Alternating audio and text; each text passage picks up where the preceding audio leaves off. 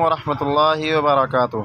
ناظرین کرام، جیسا کہ ہم نے آپ کو بتایا تھا کہ آپ کی پیدائش عام الفیل میں ہوئی تھی، تو ہم نے آپ سے وعدہ کیا تھا کہ ہم بتائیں گے آپ کو عام الفیل کیا ہے، اس کو عام الفیل کیوں کہا جاتا ہے، اور ابرہہ یہ کون ہے، اس کا انجام کیا ہوا تھا، اس نے کیا کیا تھا۔ ہم آپ کو یہ بھی جانکاری اس میں دیں گے تفصیل کے ساتھ انشاءاللہ تعالی، تو آپ ہمارے ساتھ آخر تک بنے رہیں۔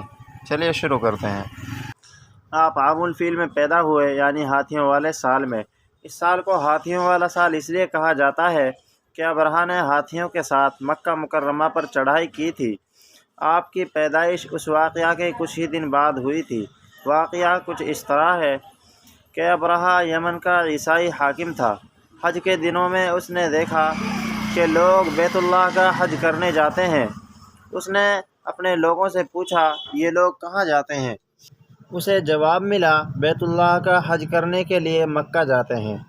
اس نے پوچھا، بیت اللہ کس چیز کا بنا ہوا ہے؟ اسے بتایا گیا پتھروں کا ہے۔ اس نے پوچھا، اس کا لباس کیا ہے؟ بتایا گیا، ہمارے ہاں سے جو دھاری دار کپڑا جاتا ہے اس سے اس کی پوشاک تیار ہوتی ہے۔ ابرہہ عیسائی تھا۔ ساری بات سن کر اس نے کہا، مسیح کی قسم، میں تم لوگوں کے لیے اس سے اچھا گھر تعمیر کروں گا۔ اس طرح اس نے سرخ، سفید، زرد اور سیاہ پتھروں سے ایک گھر بنوایا، سونے اور چاندی سے اس کو سجایا، اس میں کئی دروازے رکھوائے، اس میں سونے کے پترے جڑوائے، اس کے درمیان میں جواہر لگوائے، اس مکان میں ایک بڑا سا یاقوت لگوایا، پردے لگوائے، وہاں خوشبوئیں سلگانے کا انتظام کیا۔ اس کی دیواروں پر اس قدر مشک ملا جاتا تھا کہ وہ سیاہ رنگ کی ہو گئی، یہاں تک کہ جواہر بھی نظر نہیں آتے تھے۔ پھر لوگوں سے کہا، اب تمہیں بیت اللہ کا حج کرنے کے لیے مکہ جانے کی ضرورت نہیں رہی، میں نے یہیں تمہارے لیے بیت اللہ بنوا دیا ہے، لہذا اب تم اس کا طواف کرو۔ اس طرح کچھ قبائل کئی سال تک اس کا حج کرتے رہے، اس میں اعتکاف کرتے رہے، حج والے مناسک بھی یہیں ادا کرتے رہے۔ عرب کے ایک شخص نفیل خشمی سے یہ بات برداشت نہ ہو سکی، وہ اس مصنوعی خانہ کعبہ کے خلاف دل ہی دل میں کڑتا رہا۔ آخر اس نے دل میں ٹھان لی کہ وہ ابرہہ کی اس عمارت کو گندہ کر کے چھوڑے گا۔ پھر ایک رات اس نے چوری چھپے بہت سی گندگی اس میں ڈال دی۔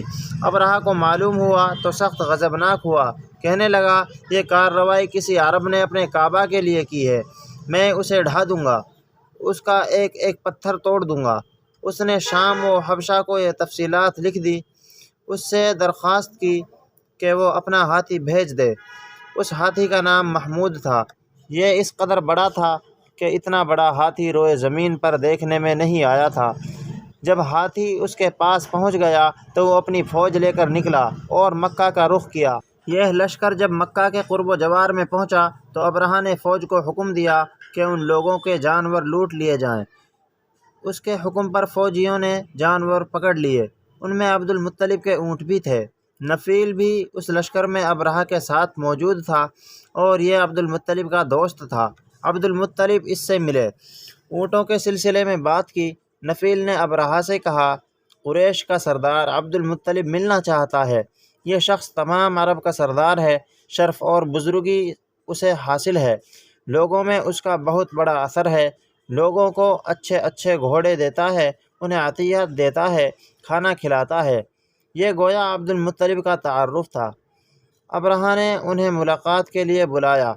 ابرہہ نے ان سے پوچھا، بتائیے آپ کیا چاہتے ہیں؟ انہوں نے جواب دیا، میں چاہتا ہوں میرے اونٹ مجھے واپس مل جائیں۔ ان کی بات سن کر ابرہہ بہت حیران ہوا۔ اس نے کہا، مجھے تو بتایا گیا تھا کہ آپ عرب کے سردار ہیں، بہت عزت اور بزرگی کے مالک ہیں، لیکن لگتا ہے مجھ سے غلط بیانی کی گئی ہے، کیونکہ میرا خیال تھا کہ آپ مجھ سے بیت اللہ کے بارے میں بات کریں گے، جس کو میں گرانے آیا ہوں اور جس کے ساتھ آپ سب کی عزت وابستہ ہے، لیکن آپ نے تو سرے سے اس کی بات ہی نہیں کی اور اپنے اونٹوں کا رونا لے کر بیٹھ گئے، یہ کیا بات ہوئی؟ اس کی بات سن کر عبد المطلب بولے، آپ میرے اونٹ مجھے واپس دے دیں، بیت اللہ کے ساتھ جو چاہیں کریں، اس لیے کہ اس گھر کا ایک پروردگار ہے، وہ خود ہی اس کی حفاظت کرے گا، مجھے اس کے لیے فکر مند ہونے کی ضرورت نہیں۔ ان کی بات سن کر ابرہہ نے حکم دیا، ان کے اونٹ واپس دے دیے جائیں۔ جب انہیں ان کے اونٹ واپس مل گئے تو انہوں نے ان کے سموں پر چمڑے چڑھا دیے ان پر نشان لگا دیے، انہیں قربانی کے لیے وقف کر کے حرم میں چھوڑ دیا تاکہ پھر کوئی انہیں پکڑ لے تو حرم کا پروردگار ان پر غضبناک ہو۔ پھر عبد المطلب حرا پہاڑ پر چڑھ گئے، ان کے ساتھ ان کے کچھ دوست تھے۔ انہوں نے اللہ سے درخواست کی، اے اللہ، انسان اپنے سامان کی حفاظت کرتا ہے، تو اپنے سامان کی حفاظت کر۔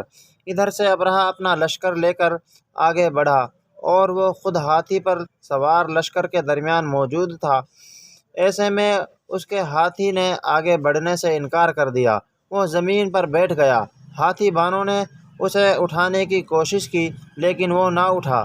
انہوں نے اس کے سر پر ضربیں لگائی، آنکس چبھوئے مگر وہ کھڑا نہ ہوا۔ کچھ سوچ کر انہوں نے اس کا رخ یمن کی طرف کیا تو وہ فوراً اس طرف چلنے لگا۔ اس کا رخ پھر مکہ کی طرف کیا گیا تو پھر رک گیا۔ ہاتھی بانوں نے یہ تجربہ بار بار کیا۔ آخر ابرہہ نے حکم دیا ہاتھی کو شراب پلائی جائے تاکہ نشے میں اسے کچھ ہوش نہ رہ جائے اور ہم اسے مکہ کی طرف آگے بڑھا سکیں۔ چنانچہ اسے شراب پلائی گئی لیکن اس پر اس کا بھی اثر نہ ہوا۔ ابرہہ کے ہاتھی کو اٹھانے کی مسلسل کوشش جاری تھی کہ اچانک سمندر کی طرف سے ان کی طرف اللہ تعالیٰ نے ابابیلوں کو بھیج دیا۔ وہ ٹڈیوں کے جھنڈ کی طرح آئی۔ دوسری طرف عبد المطلب مکہ میں داخل ہوئے، حرم میں پہنچے اور کعبہ کے دروازے کی زنجیر پکڑ کر ابرہہ اور اس کے لشکر کے خلاف فتح کی دعا مانگی۔ ان کی دعا کے الفاظ یہ تھے، اے اللہ، یہ بندہ اپنے قافلے اور اپنی جماعت کی حفاظت کر رہا ہے، تو اپنے گھر یعنی بیت اللہ کی حفاظت فرما۔ ابرہہ کا لشکر فتح نہ حاصل کر سکے، ان کی طاقت تیری طاقت کے آگے کچھ بھی نہیں۔ آج سلیب کامیاب نہ ہو۔ سلیب کا لفظ اس لیے بولا کہ ابرہہ عیسائی تھا اور عیسائی سلیب کو اپنے نشان کے طور پر ساتھ لے کر چلتے ہیں۔ اب انہوں نے اپنی قوم کو ساتھ لیا اور حرا پہاڑ پر چڑھ گئے کیونکہ ان کا خیال تھا وہ ابرہہ کا مقابلہ نہیں کر سکیں گے، اور پھر اللہ تعالیٰ نے پرندوں کے جھنڈ بھیج دیے۔ یہ پرندے چڑیا سے قدرے بڑے تھے، ان میں سے ہر پرندے کی چونچ میں پتھر کے 3 ٹکڑے تھے۔ یہ پتھر پرندوں نے ابرہہ کے لشکر پر گرانے شروع کیے۔ جو ہی یہ پتھر ان پر گرے ان کے ٹکڑے ٹکڑے ہو گئے۔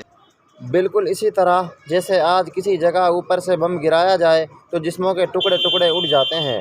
ابرہہ کا ہاتھی محمود البتہ ان کنکریوں سے محفوظ رہا، باقی سب ہاتھی تہس نہس ہو گئے۔ یہ ہاتھی 13 عدد تھے، سب کے سب کھائے ہوئے نحوست کے مانند ہو گئے، جیسا کہ سورہ فیل میں آتا ہے۔ ابرہہ اور اس کے کچھ ساتھی تباہی کا یہ منظر دیکھ کر بری طرح بھاگے، لیکن پرندوں نے ان کو بھی نہ چھوڑا۔ ابرہہ کے بارے میں طبقات میں لکھا ہے کہ اس کے جسم کا ایک ایک عضو الگ ہو کر گرتا چلا گیا، یعنی وہ بھاگ رہا تھا اور اس کے جسم کا ایک ایک حصہ الگ ہو کر گر رہا تھا۔ دوسری طرف عبد المطلب اس انتظار میں تھے کہ کب حملہ ہوتا ہے، لیکن حملہ آور جب مکہ میں داخل نہ ہوئے تو وہ حالات معلوم کرنے کے لیے نیچے اترے۔ مکہ سے باہر نکلے تب انہوں نے دیکھا سارا لشکر تباہ ہو چکا ہے۔ خوب مال غنیمت ان کے ہاتھ لگا، بے شمار سامان ہاتھ آیا، مال میں سونا چاندی بھی بے تحاشا تھا۔ لشکر میں سے کچھ لوگ ایسے بھی تھے جو واپس نہیں بھاگے تھے، مکہ میں رہ گئے تھے۔